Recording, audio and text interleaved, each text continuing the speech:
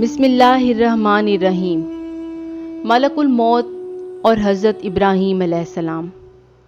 ابراہیم علیہ السلام اللہ تعالیٰ کے خلیل ہیں۔ نوجوانوں کی سرداری کا شرف آپ کو حاصل ہے اور آپ ابو الضیفان، حد سے زیادہ مہمان نواز کے لقب سے ملقب ہیں، اور آپ اس وقت تک دوپہر کا کھانا اور رات کا کھانا تناول نہیں فرماتے جب تک آپ کے پاس کوئی مہمان نہ آتا۔ آپ اللہ کے پہلے بندے ہیں جن کو اللہ تعالیٰ نے حنیف اور اسلم کے لقب سے نوازا اور توحید میں آپ کی لسان حجت ٹھہری، اور آخرین میں آپ کے لیے زبان کی سچائی کو ثبت کر دیا۔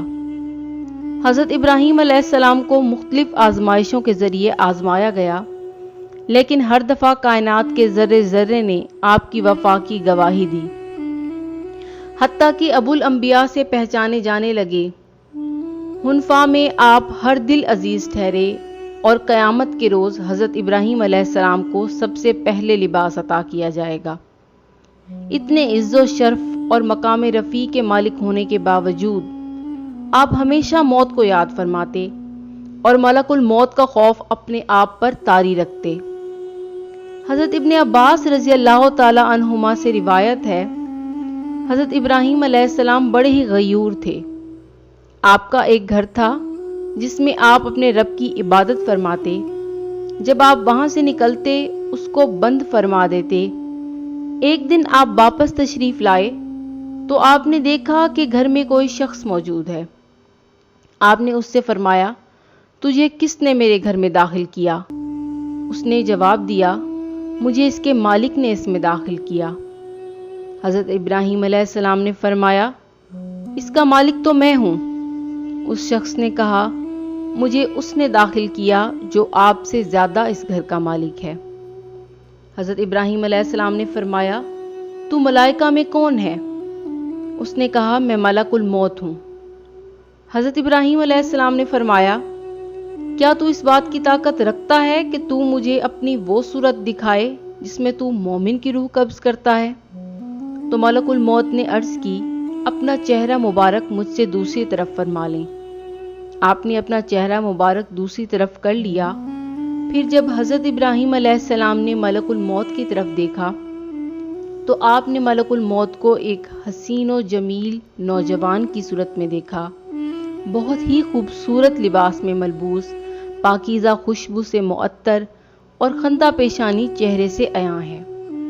آپ نے ملک الموت سے فرمایا، اللہ کی قسم، اگر مومن نے کوئی خوشی نہ دیکھی ہو تو تیرا چہرہ ہی اسے خوش کرنے کے لیے کافی ہے۔ پھر آپ نے فرمایا، تم کافر کی روح کس طرح قبض کرتے ہو؟ ملک الموت نے عرض کی، آپ اس کو برداشت کرنے کی استطاعت نہیں رکھتے۔ حضرت ابراہیم علیہ السلام نے فرمایا، لیکن مجھے دکھاؤ تو صحیح۔ ملک الموت نے کہا، اپنا چہرہ مبارک دوسری طرف کیجئے۔ آپ نے اپنا چہرہ مبارک پھیر لیا۔ پھر جب ملک الموت کی طرف دیکھا تو آپ دیکھتے ہیں کہ سخت سیاہ انسان جس کی دونوں ٹانگیں زمین میں گئی ہوئی ہیں اور اس کا سر آسمان میں ہے، اتنا بدصورت کہ کبھی ایسا بدصورت آپ نے نہ دیکھا ہو۔ اس کے جسم کے ہر بال کے نیچے بھڑکتا ہوا انگارہ ہے۔ حضرت ابراہیم علیہ السلام نے فرمایا، اللہ کی قسم، اگر کافر تجھے ایک نظر دیکھ لے تو اس کی جان لینے کے لیے یہی ایک چیز کافی ہو۔ دوسری دفعہ حضرت ابراہیم علیہ السلام نے ملک الموت سے پوچھا، وہ کس طرح ایک ہی وقت میں ایک روح کو مشرق میں قبض کرتے ہیں اور دوسری روح کو مغرب میں قبض کر رہے ہوتے ہیں؟ حضرت اشعث بن اسلم سے روایت ہے، فرماتے ہیں کہ حضرت ابراہیم علیہ السلام نے ملک الموت سے پوچھا کہ اے ملک الموت، تم اس وقت کیا کرتے ہو جب ایک نفس مشرق میں ہو اور دوسرا نفس مغرب میں ہو اور زمین پر ہو اور موت کا بلاوا آ جائے تو تم کیا کرتے ہو؟ ملک الموت نے کہا، میں ارواحوں کو بلاتا ہوں اللہ تعالیٰ کے اذن کے ساتھ، تو وہ میری ان دو انگلیوں کے درمیان آ جاتی ہیں۔ اس نے یہ کہا اور زمین اس کے لیے لپیٹ دی گئی اور ایک تھال کی مانند اس کے سامنے رکھ دی گئی کہ وہ جہاں سے چاہے اٹھا لے۔ حضرت ابن عمر رضی اللہ تعالی عنہما سے روایت ہے، آپ فرماتے ہیں ملک الموت نے عرض کی، اے میرے رب، تیرا بندہ ابراہیم موت سے خوف محسوس کرتا ہے۔ اللہ تعالیٰ نے فرمایا، میرے خلیل کو جا کر کہو کہ خلیل جب وقت زیادہ ہو جائے تو محبوب کی ملاقات کا مشتاق ہو جاتا ہے۔ حضرت ابراہیم علیہ السلام کو جب رب کا پیغام پہنچا تو آپ نے فرمایا، ہاں میرے رب، میں تیری ملاقات کا مشتاق ہوں۔ تو ملک الموت نے آپ کو ایک پھول عطا فرمایا، آپ نے وہ پھول سونگھا اور اس میں آپ کی روح مبارک اپنے مالک کے پاس حاضر ہو گئی۔ اہل تاریخ اور اہل سیر کہتے ہیں، جب اللہ تعالیٰ نے ارادہ فرمایا کہ حضرت ابراہیم علیہ السلام کی روح مبارک قبض کی جائے تو اللہ تعالیٰ نے ملک الموت کو بوڑھے شخص کی صورت میں بھیجا۔ حضرت ابراہیم علیہ السلام بڑی فیاضی سے لوگوں کو کھانا کھلاتے، آپ لوگوں کو کھلاتے اور ان کی مہمان عادت مبارکہ لوگوں کو کھلانے اور ان کی مہمان نوازی کرنے کی سبد تھی۔ آپ نے جنگل میں ایک بوڑھے شخص کو چلتے دیکھا، آپ نے اس کی طرف ایک گدھا بھیجا جس پر وہ سوار ہو گیا۔